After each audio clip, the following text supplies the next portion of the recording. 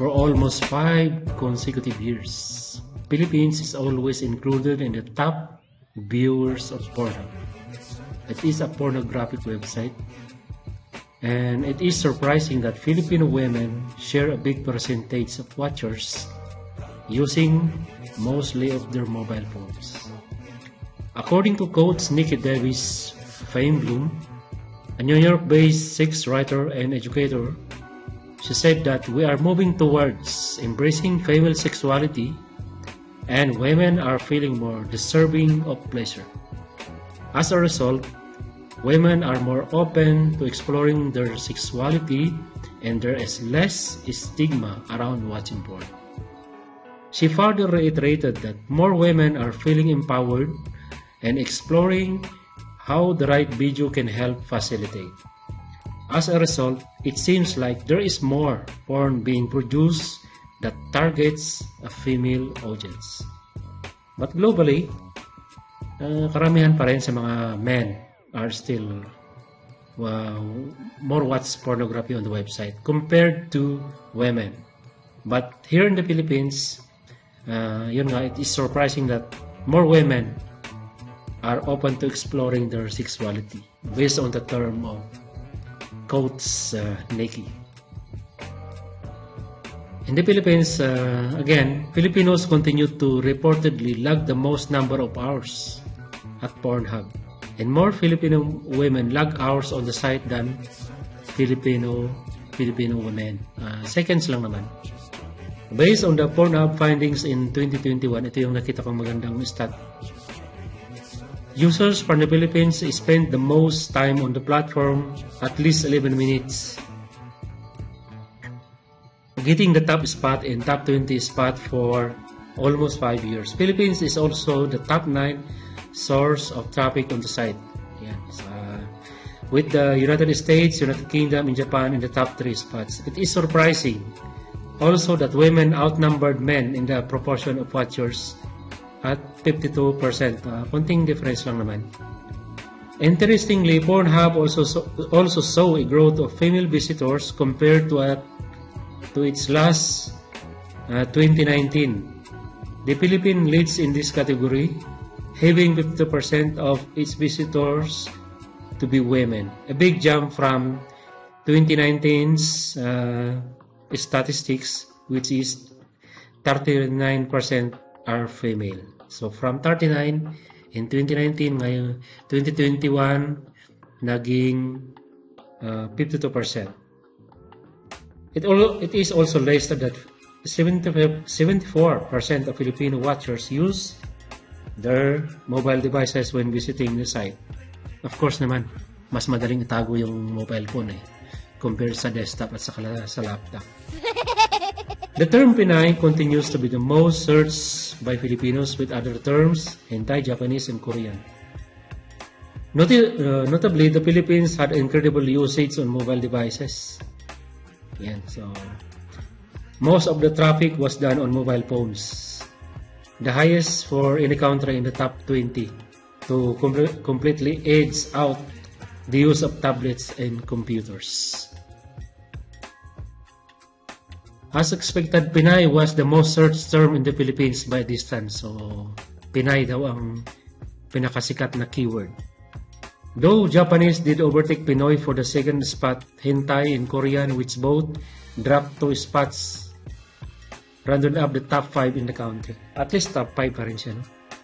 Japanese was also the category Filipinos viewed most often, joined by the likes of lesbian, Asian, outdoor, and threesome.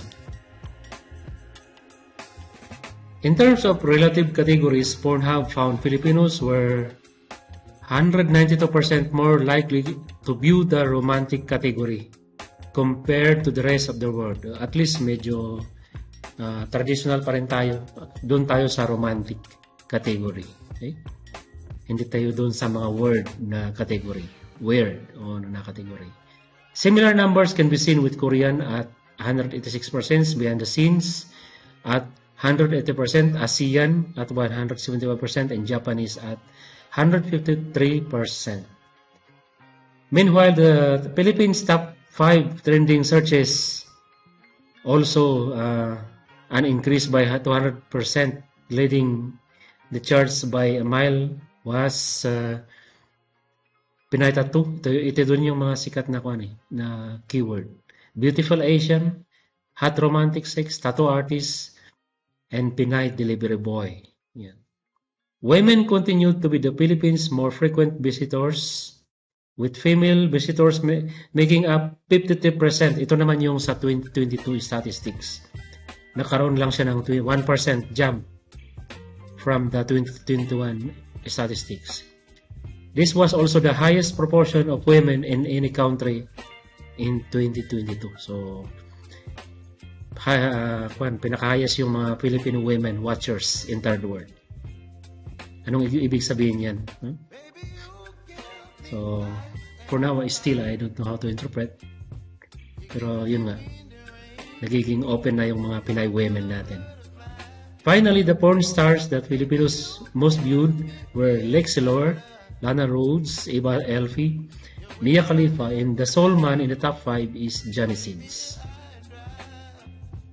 These days, it's no secret that both men and women do watch porn. Additionally, the gap between porn consumption among men and women has gradually been getting smaller. This could be owed to the fact that for a lot of women, watching porn is no longer taboo. Hindi na daw taboo ang mag-watch ng porn. I'm not sure. Siguro depende sa region. It is a means for them to learn more about their sexuality. Though despite the fact that women watch porn, it can't be denied that there is still a gap between porn consumption. And in some cases, this can affect the relationship dynamic of couples. One study found that men tend to watch porn more frequently compared to women.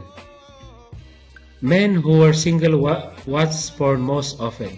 So, mga single daw na men, mas often yung kanilang pag-watch. But in women, those who were seriously dating reported watching more porn. So, kapag nag-date may boyfriend na yung babae, yan, mas frequent na daw siya sa pag-watch ng porn. Single women reported watching porn the less frequent. So, kapag walang jowa yung babae, less frequent siyang nanonood based on the study. And as men went deeper into relationships, their consumption of porn gradually went down. Sa lalaki naman, kapag meron ng karelasyon, nababawasan na yung sa yung consumption niya ng pornographic website. Though compared to women, they still watch more pornography. So sa babae naman, kahit na meron na siyang karelasyon, continuous pa rin yung kanyang pag-watch. Siguro gusto niyang gumaling, gusto niyang makasatisfy ng kanyang partner. So that's why they want to get more ideas. Okay? That's my idea. Huh? These differences in porn consumption can sometimes affect relationships. It's possible for some people to feel that if their partner watches porn, it might be akin to cheating, or that their partner is no longer interested in them. Ito naman yung isang bad side effect ng watching of porn. Another big concern about watching too much porn is pornography addiction. Ito na yon. As the name suggests, pornography addiction means that a person is addicted to watching too much porn. Studies conducted on persons who are addicted to pornography have shown similar behaviors to those suffering from substance abuse, kaya mga drugs. What this means is that porn addiction is a real thing. It can be difficult for some people to quit with easy access to the internet. It's much easier for a person to become quickly addicted to pornography without even knowing it. In fact, since women watch porn as well, both men and women can get addicted to pornography. And this is a serious concern for us now, lalo na ngayong marami ng media. All kinds of media. If you feel that you might be watching too much porn, there's nothing wrong with seeking help. Pero dito sa Pilipinas, paano kung nahihiya ka or walang available na counselor? No? Kaya, ang solution na rin din is maghanap pa din dito sa internet ng online counseling. Yun yung pinaka-the best siguro. In order to avoid addicted in the first place, always be mindful of how much and how often you watch porn. What's wrong with porn? According to studies, overindulgence of pornographic material has a negative effect on a person's mental and emotional health. So, mental and emotional health. Such effects include cognitive dysfunction, social anxiety, and depression. Along with these consequences, some individuals may also develop eating disorders brought on by body image issues. The fact that pornography has become more accessible because of the internet contributes to porn addiction, turning desire or curiosity into a habit and eventually leading to compulsion. Porn may encourage changes in the brain, which lead to an array of mental issues. Those who suffer from porn addiction may also feel deprived of normal sensations and have feeling of numbness. Grabe yan. Regular viewing of porn brings about mental possible health problems and compulsive behavior which may ruin day-to-day life activities. Research shows that individuals who indulge excessively in pornographic material achieve less at school or at work. Oo nga, disturbo nga eh. Many who suffer porn addiction problems experience ang irritability